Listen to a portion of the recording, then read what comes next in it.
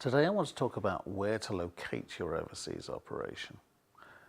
Even quite small companies can save money and improve their efficiency and productivity by moving some backroom operations to lower cost economies.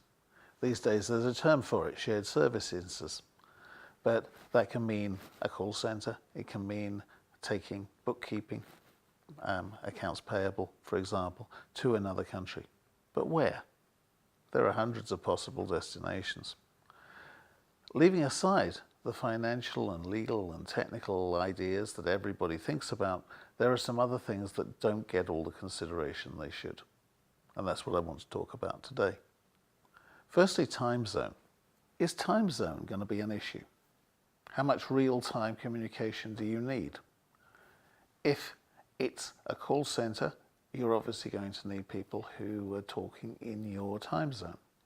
If, on the other hand, you're going to do accounts payable work or handle data processing, it can be the other side of the world with a big time difference, and it doesn't matter. In fact, it's actually potentially going to help you because they'll be working while you're sleeping. So if it's high contact, think north-south. If it's to actually get data processing done, think east-west. But it also needs to be somewhere that's going to be easy enough to get to.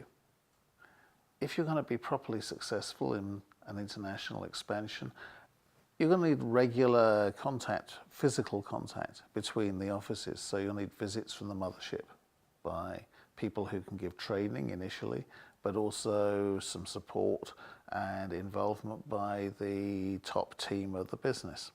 So I love traveling, but many people's enthusiasm for business travel wanes fairly quickly, especially, and it is worse if it's a horrible journey. So you need to go there year after year. Think about it. It needs to be somewhere where you're actually going to enjoy visiting. Somewhere you can get to without having to change planes too often, where you can get to next day in an emergency, and where you're going to feel happy when you get there. It's also good, even if you're doing a shared service center, and so it's initially just a back room for your business, to find somewhere that's also going to be a great base to develop further regional business. Your staff in that office are going to be very enthusiastic for your company. They're going to learn a lot about it, and their management are going to want to develop the business into their own geography. This is a great opportunity for you. So if you're in a place that's going to be a good hub for the region, good hub for the country, then you're storing up future benefit for international growth.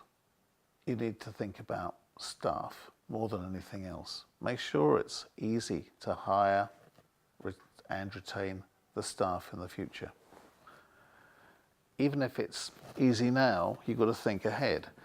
If you go to a location, a city or a region, where bigger companies are going to be planning to set up soon, and that can be foreseen, you may find that the competition for skilled staff can drive wage inflation and increase employee turnover. So to plan for it, you need to think ahead and think not to go to somewhere that nobody else wants to go to, but at least somewhere where you're thinking of this as a feature of the local economy and be sure that you are going to succeed there.